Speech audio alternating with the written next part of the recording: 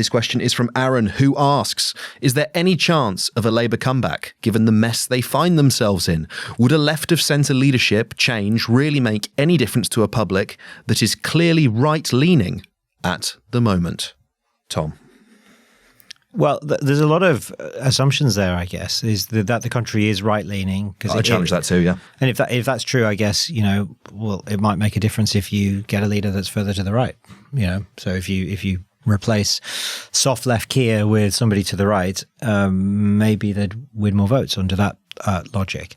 I think we've seen polling at the New Statesman, which suggests that the country is moving into a new era of politics where actually there's very few votes to be gained from moving towards the, in quotes, the centre, from either party.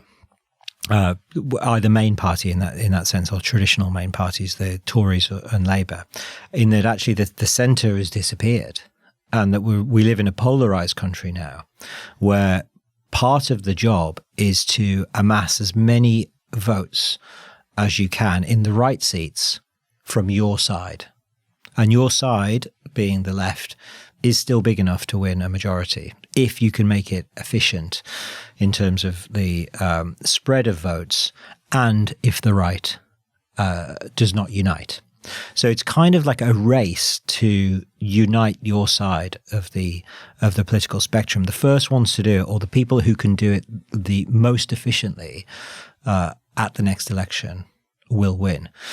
Now, that's a completely different way of looking at it. And so then you could say, well, even if there is a kind of majority of people in this country, or plurality, say, who are conservative leaning on, say, questions of migration, you could still win a majority by more efficiently scooping up the votes on the left. I think that is a very plausible argument at the moment. I've heard it from pollsters who have come in and presented their findings to us, who are themselves right-leaning, and whose advice, not in a kind of, trying to screw over the left, but in a genuine sort of advice to those who want to listen, is Keir Starmer has to rally the base.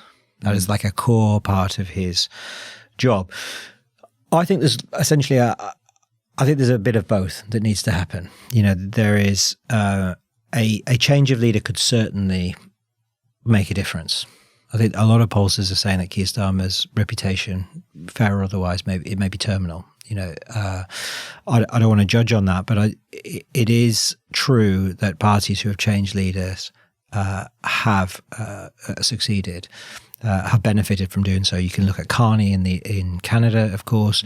You can even look in British politics at, say, John Major replacing Margaret Thatcher and going on to win, another term for the Tories. So I don't think it's quite as terminal for the Labour Party yet, because of the nature of first past the post. But that doesn't mean it won't be. Yeah, I on that point about changing the leader, and then I'll pick up on the rest of the question. I do think Theresa May, Boris Johnson, Rishi Sunak, I think they all suffered from a lack of a mandate. Yeah, it's easy to talk about politics in theoretical terms, but in reality, if you want to force through, let's say, really substantive policy on constitutional issues like leaving the European Union, and you don't feel you have, the explicit consent of the electorate, ginormous problem for political decision making. Like I genuinely feel that, and obviously we don't need to go into the details of the Brexit wars, but we will remember what happened. Sunak, I think, difficult time post Liz Truss, probably a lame duck from the start, but was weakened in addition by his lack of a popular mandate, and Theresa May the same. And that's what sort of then brings me to this point of, can Labour find a way back from the mess they find themselves in? I would just, 2017 might be a relevant parable to that, because May's position for a period of time seemed insurmountable. The Iron Lady, crush the saboteurs, all of this stuff. And lo and behold, what happens? A sort of unexpected Labour surge, dementia tax, and from a sort of, imperious position in the polls comes tumbling down, and Jeremy Corbyn's Labour Party manages to strip her of her majority. Crazier things have happened, is my point, particularly in this time of flux, in this time of polarisation. A week is a long time in politics, and if we are serious and sincere in our analysis of reform, I believe it is still fair to say that it is largely a cult of personality around Nigel Farage. But as long as he doesn't go anywhere. Yes. So this is the question. And the primary thing I would say, if you look at the Conservative Party and what Sheridan Westlake has been doing with the Conservative Party in recent weeks, taking pot shots and occasionally taking out senior Labour figures, it is not outside the realms of possibility. There's several years until a general election that something comes along that sinks Nigel Farage's leadership of reform. Are they as functional as a political party without him? Absolutely not. So there's plenty of time for people, attack operations in either party, to take on Nigel Farage, sink him, and I think you sink reform as well. So a lot can happen in the time before the next general election. That's true. I think it's very, very difficult to sink Nigel Farage.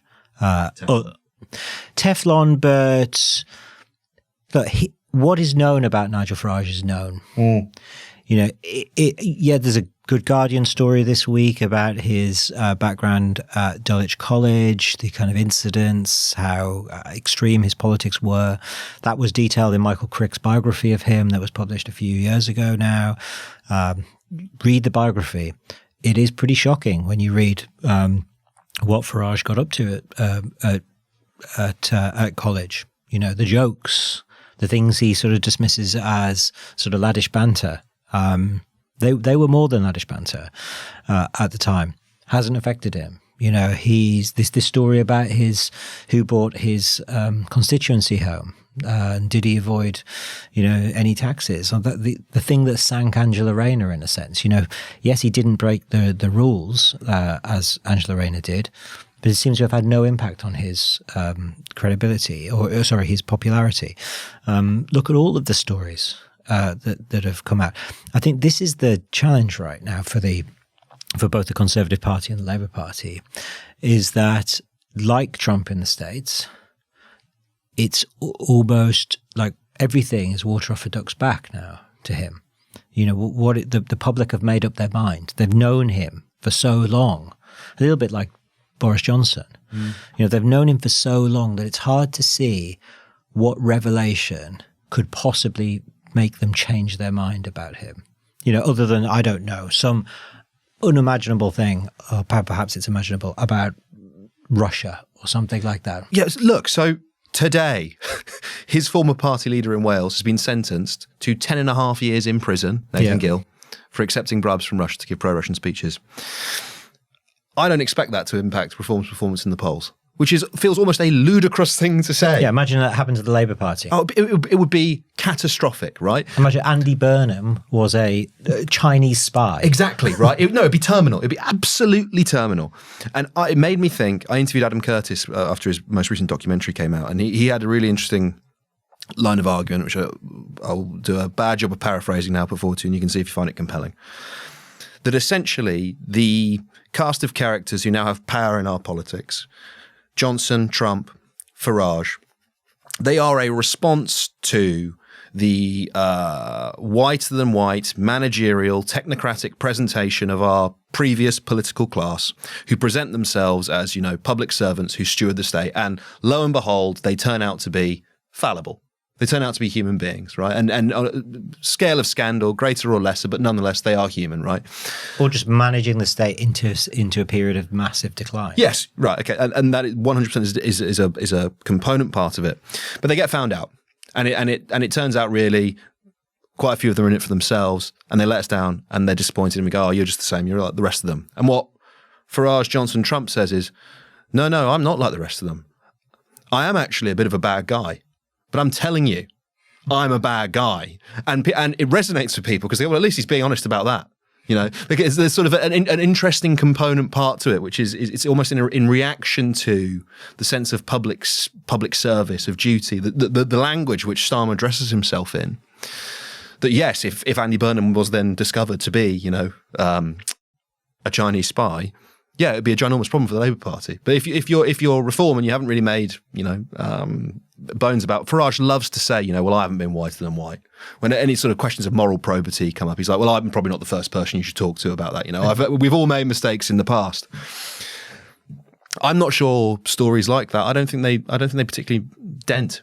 So that's where I think that has to be the starting point of analysing British politics over the next 3 years, is that Farage is very unlikely to suffer a major dip in the polls now. Like that reform at 30% is not a weird outlier that will slowly be sort of chipped away at over the next 3 years, and the old system will right itself, and the Tories will finish the next election with 28%, and Reform will finish with 10% and 10 MPs or something. That's just not the most likely outcome. The most likely outcome now is that Nigel Farage emerges as the main party of the right in British politics, either with a majority or as the largest party. And, maybe he forms the government or maybe he doesn't. But that is the most likely scenario. You have to sort of face up to that. And so therefore the question, and this question of a Labour comeback and changing leader, it is based on that reality.